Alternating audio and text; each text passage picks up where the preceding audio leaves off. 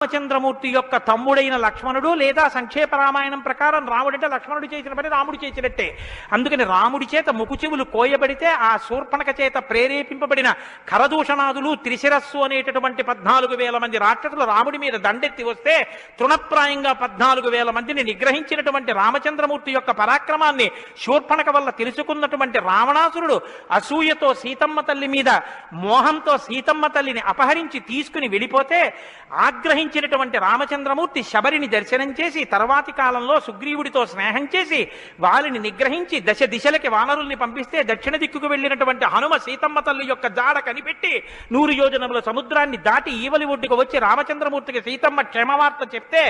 రామచంద్రమూర్తి నీలుని యొక్క సహకారంతో సముద్రానికి సేతువు కట్టి సముద్రాన్ని దాటి ఆవలి ఒడ్డుకు వెళ్లి లంకారాజ్యంలో వానర సహకారంతో రావణ కుంభకర్ణాది వీరులను నిగ్రహించి తిరిగి మళ్ళీ